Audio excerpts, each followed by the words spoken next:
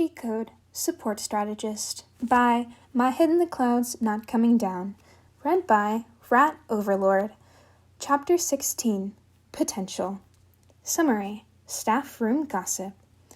Majima walked in the staff room after school and made a beeline for the couch, face planting onto it with a groan.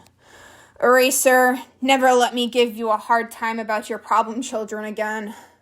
Aizawa snorted, but didn't even look up from the paper he was grading. "Serves you right." "You have a problem child this year?" Yamada grinned as he looked up from his own paperwork. "That must be so fun! What are they like?" Majima lifted his head off the couch, just enough to look him in the eye. "You'll know soon enough. They've decided to use one of your students as an extra credit project." Netsu hid a smile behind his teacup, knowing full well exactly which student Majima was talking about. Of course, he hadn't had a chance to sneak a peek at the cameras for Class 1F just yet. He still did have a school to run after all. But Midoriya and his friend Hatsume were so much chaotic potential that there was little chance that Majima was talking about anyone else. The only question now was which student had they chosen as their victim. "I'm the homeroom teacher for 1C, Yamada said slowly. "What would a couple of support students want with a Gen Ed kid?" Majima sighed in exhaustion and sat up. "They've decided that one of your kids is getting into the hero course, and they're helping him do it." "Can they even do that?" Snipe asked. "There's nothing in the rules against it," Natsu said cheerfully. "It might have taken a few loopholes if they were teachers, but since they're all students, then they're simply helping their friend. Correct?" "Of course you know exactly who I'm talking about," Majima muttered. "You do know that this is your fault, right? If it was just Hatsume, I could handle it. I've had plenty of students just like her in the past.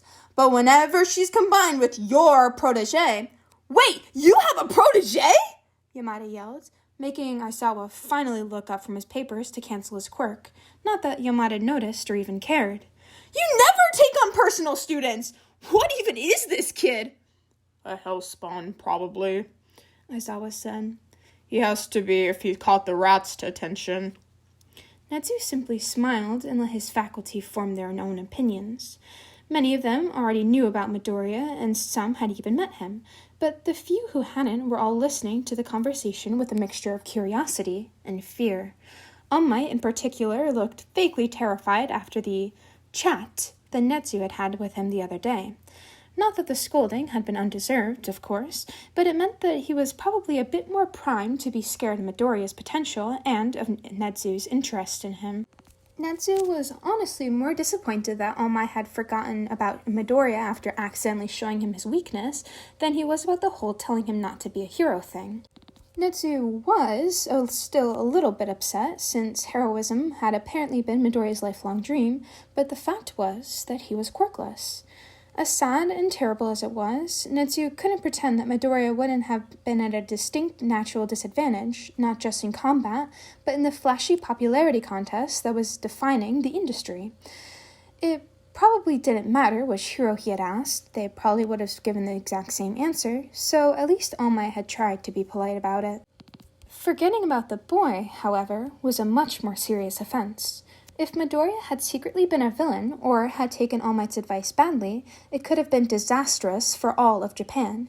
Even if All Might had been 100% certain that Midoriya would never use his weakness against him, the boy's knowledge of it would make him an appetizing target for the many villains that had a vendetta against the number one hero.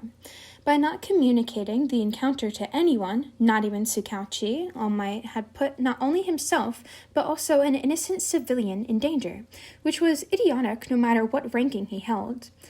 Netsu would have to keep an eye on him while he was at UA to make sure he didn't endanger a student's life again. Which brought Netsu to his next concern, which was the heroics exercise that he had observed that afternoon. It had been decent, but All Might obviously hadn't known what was the appropriate time to stop a match to prevent undue harm. Teaching students combat was tricky, since they obviously didn't yet know how much force was appropriate for certain situations. Some tended to use too little, so afraid of causing harm that they limited their effectiveness, while others, like young Bakugo, tended to go overboard and use way too much. It was a hard line to balance, especially for someone like All Might, who was perfectly capable of punching away all of his problems. But it was one of the most important things that a student would learn over the course of their next 3 years, which meant that it was something that All Might would need to improve on sooner rather than later. Thankfully, the other teachers would be able to pick up some of the slack. Speaking of other teachers, honestly, as much as I hate to admit a man is right, Kayama drawled, I think Aizawa might be right about this one. It's the green-haired one, Natsu, Midoriya. Natsu nodded and gestured for her to continue as the rest of the teachers leaned forward slightly in anticipation and curiosity. When I showed up to teach today, the kid was leading his classmates in a revenge plot against the hero students. Kayama licked her lips and smiled. It was delicious. Natsu didn't know whether to be proud, concerned, excited, or angry, so he settled on gathering more information before making the decision. Do you know which of the students? Kayama shrugged. Not quite sure. I do know he's a first year and apparently bullied the poor boy. I love their idea of revenge, though. The mischievous little imps are going to do a bunch of subtle things to make the kid miserable. So just look at which of the first years encounter more than their fair share of daily frustrations, and you'll have their target. There were easier ways to find the child if one just hacked into the right records. If all went well, as it undoubtedly would, Netsu would have this boy's name by the end of the night. And he was a bully, you say? Netsu, sir. All Might said hesitantly.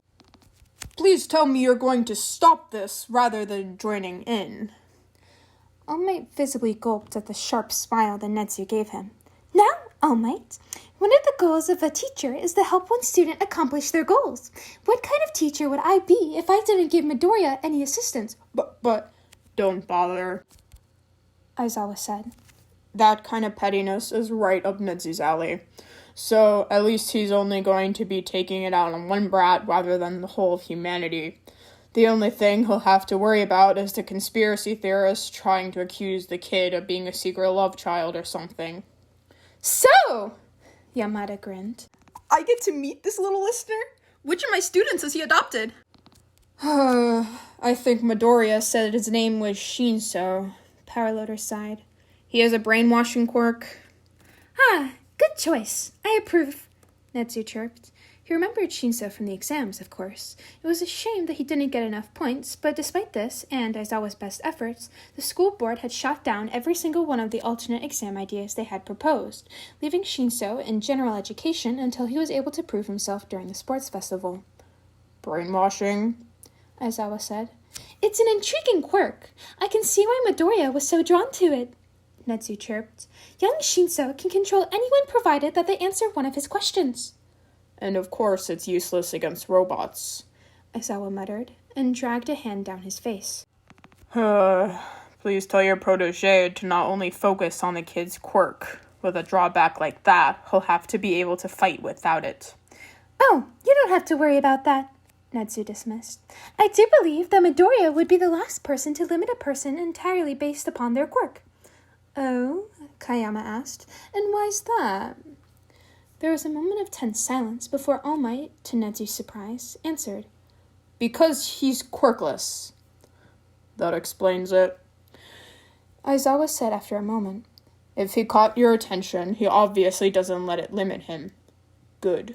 Now let's see if the other problem child sees it the same way.